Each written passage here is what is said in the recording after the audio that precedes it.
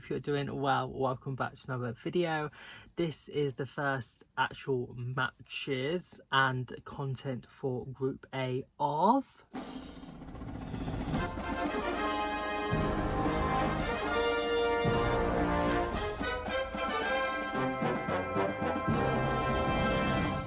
And in this video, we are going to go through the 4 books that make up Group A: Switzerland, Norway, Iceland and Finland.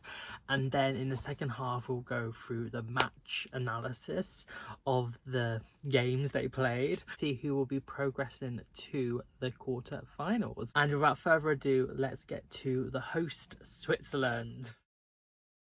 First of all, I'm just going to possibly say a little bit of information or my thoughts about the country, the female team's participation within the Women's Euros 2025.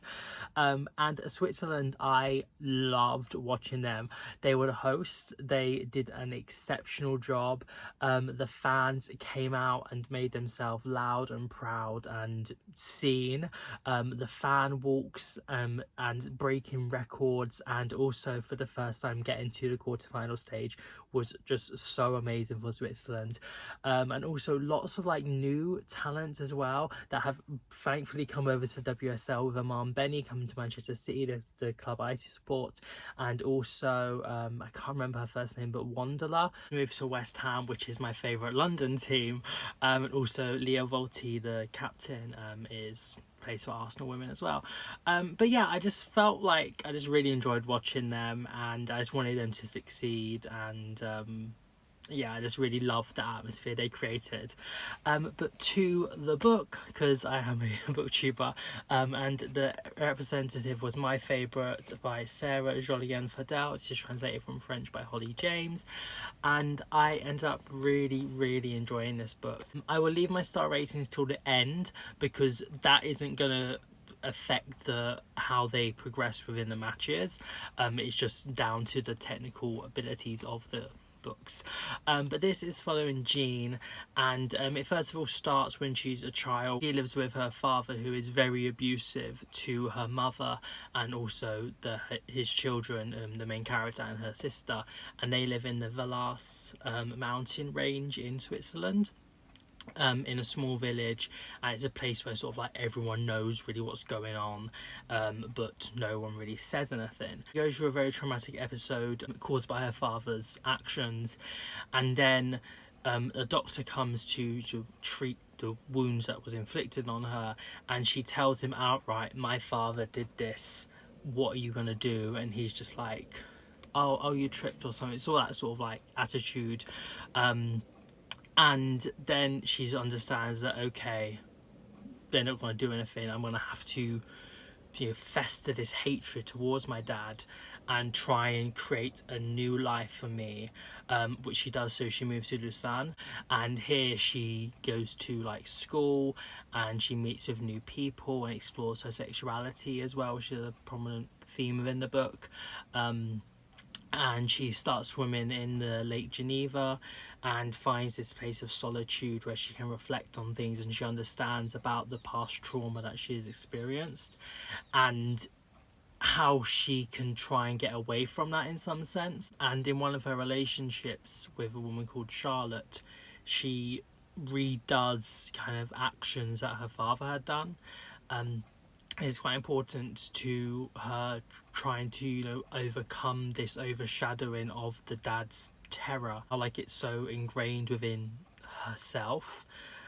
So yeah, that is sort of my synopsis of what the book sort of entails. And then I did write down a few positives and negatives for each book that I will talk about. And with the positives for this, that it is quite fast paced, which I really enjoy. You do kind of get through it quite quickly. Also, with the character of Charlotte, it's quite a good exploration of classism within Switzerland, and how sort of like some rich people like go to these mountain areas, you know, to have their like fun holiday and ski and stuff, but they sort of disregard the people living there and the poverty that is still prevalent within the country, and sort of like dichotomy between like it being such a rich, expensive country with all these, you know, big names and high prices for everything, but that isn't really what everybody can afford. Also, the exploration of her mum's character and the life she lived and the things that she had to endure, and, you know, sort of put on a brave face and turn the other cheek in some sense, and just sort of try to get through your life just so you can sort of care for your children, but not really taking your own issues into account, which I thought was done really, really well. Like I said before, the overshadowing of the dad's domestic abuse actions and the things that he did, and how this led her to not having a good like foundation as a child. And there's sort of like a quite, I don't know if it's exactly from the book, I think so, but I wrote it in my notes, it was like bad soil, bad seed. And yeah, I felt like this sort of like exploration of her trying to come to terms with the fact that she didn't have a good foundation for childhood, and how that affects her into adulthood and further on, how that is so integral to sort of like who we are. And yeah, I thought that was just done exceptionally well. Two little negatives was that it is maybe a little bit straightforward, where you can't really read around the topic, just sort of like told to you what's happening and how you should feel in some sense. And also, it's not a spoilery, but like her sort of like hatred of her father and the doctor and like men that she's been in contact with, somehow in her mind led her to like being a lesbian and exploring these relationships with other women. And I felt like it wasn't maybe the best explored, because it's just sort of like, okay, I hate men, that means I'm going to become a lesbian, when it's not, that's not really how sexuality works. But I do feel like other parts of the exploration was done quite well. So yeah, that was my favourite. Now on to Norway. With the Norwegian women's team in competitions, I feel like they have a lot of good, talented players that each, you know, perform a great role within their club teams, but they never really seem to jam that well as a national team and really achieve that much. And that was still prevalent within the Euros. They did get through to the quarterfinal stage, but then they didn't go any further. I didn't particularly enjoy watching them. I feel like quite a few times they sort of just didn't really play that well. It was quite subpar, but then just sort of like got a late goal, and that's how they ended up getting to that stage.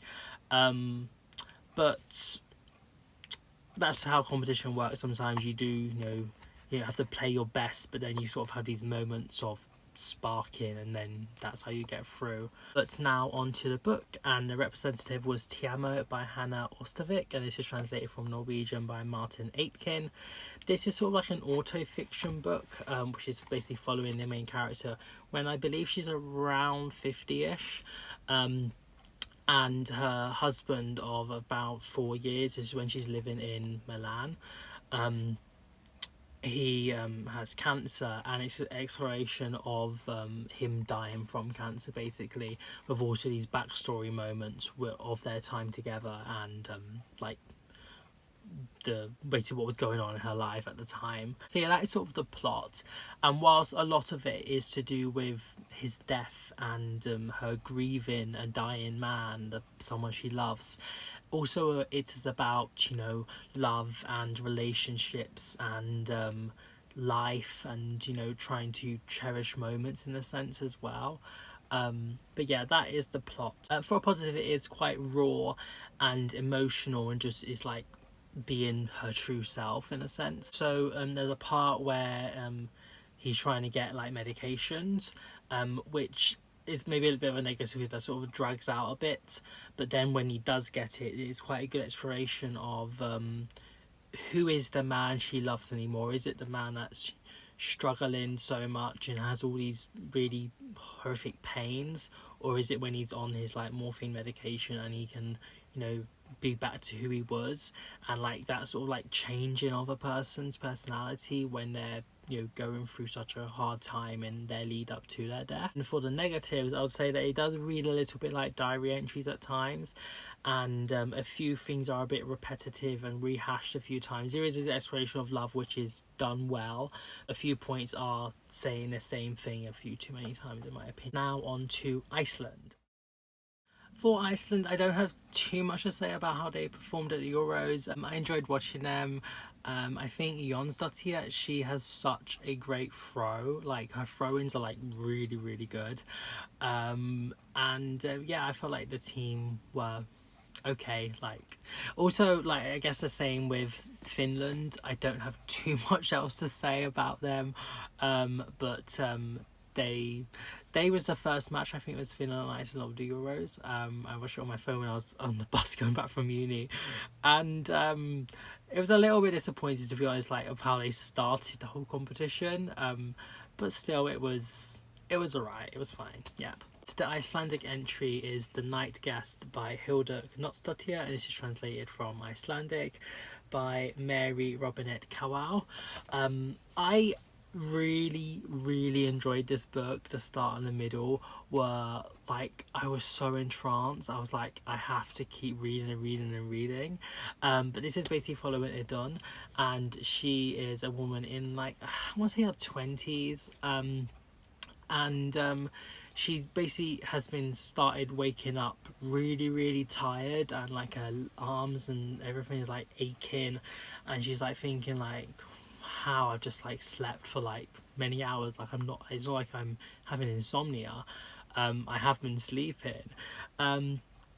And then she gets like a watch that like tracks her steps and she finds out that she's been doing like 40,000 steps at night, and then a tracker that sees her go into this same place at night, and she starts like putting up cameras to watch herself, and the doctors don't know what's going on. It's in your head, and they don't really have any answers to why she's feeling so tired all the time.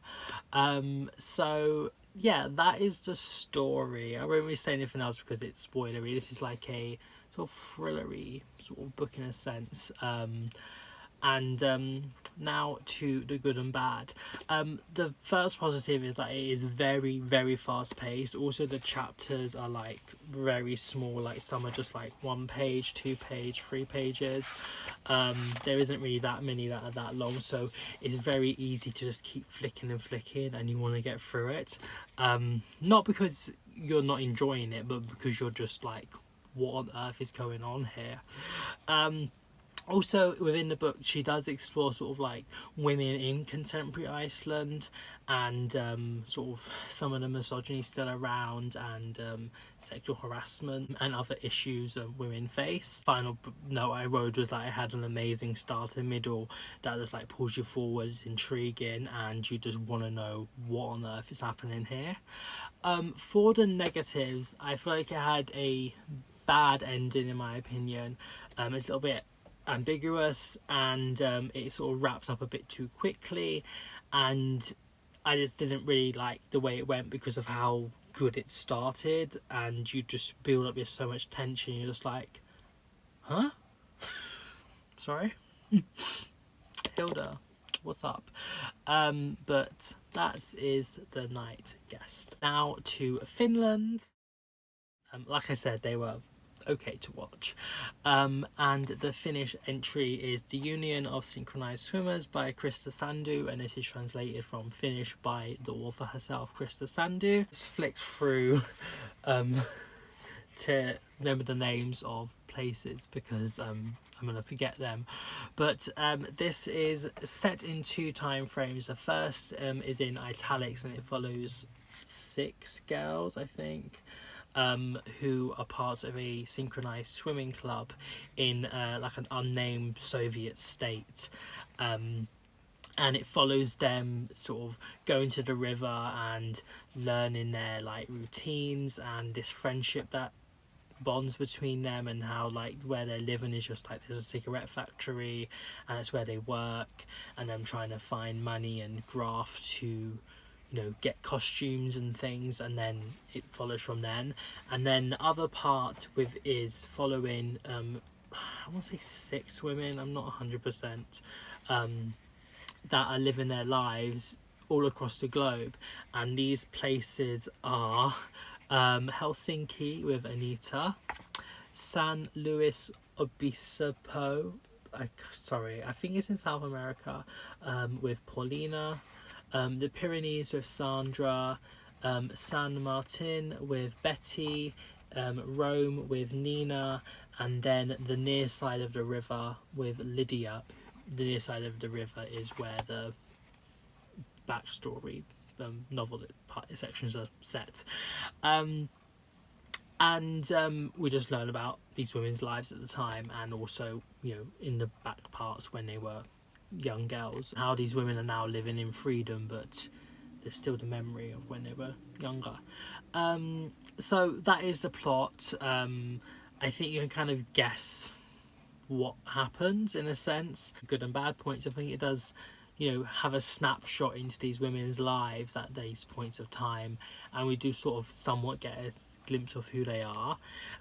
Also with this like Soviet era escapism, and the things people go through to try and find like a better life for themselves, and like the town where they live and the opinions of people and things like that is done well. And also quite enjoy sort of like the friendship that is bound between the 6 girls when they were younger. For the negative, I only have one, but it's a quite a big one, is that you don't really get to see who these characters are, and how they've grown and changed and the lives that they live in, just because it is very, very, very short. Each section of the book, like the whole thing, is very small. So I would have preferred it to be longer, just so you can get a bit more of who they are. But it does do a semi-decent job at you know, having this snapshot into their lives at this moment in time. So that was this book. Now let's go to the match analysis. So I have made like a spreadsheet for how the matches went along. Like I said in the introduction video, there are 5 categories that books and countries can score goals for, and that is for characters, plot, writing, enjoyment and impact. And then I have a little section for adjustments, just in case I feel they are necessary, with the example of like a book like being bad at the end or something, and maybe, you know, doing a bad foul and letting a penalty and seeing if that penalty is taken advantage of. And for the first match, it is Iceland and Finland. Iceland got goals for characters, plot, enjoyment, and Finland for writing, impact. And then because of the very poor ending, in my opinion, it let in 2 bad penalties which were converted, so there is 2 for adjustment to Finland, and they win 4-3. The second match is Switzerland versus Norway, and Switzerland got goals for characters, plot, writing, enjoyment, impact.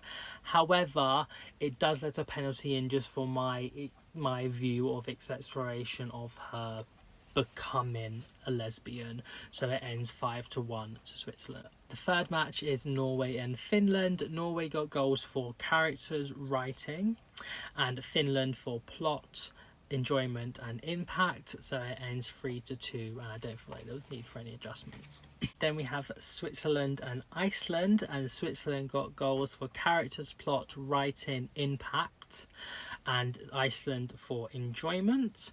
However, there are 2 penalties for every book that this one participated in, and they were both converted by Switzerland. However, Switzerland does let a penalty in as well, so the adjustment is 2-1, and it ends 6-2 to Switzerland. Penultimately is Switzerland and Finland. Switzerland got goals for characters, plot, writing and impact, and Finland for enjoyment and the penalty that Switzerland gave away, and it ends 4-2 to Switzerland. Finally is Norway and Iceland. Norway got goals for writing, impact and 2 adjustment penalties, and Iceland for characters, plot and enjoyment, so it ends 4-3 to Norway. With the matches done, the way the group ended up is with Iceland on 0 points and -6 goals overall, with the ones scored versus take away the ones that were conceded.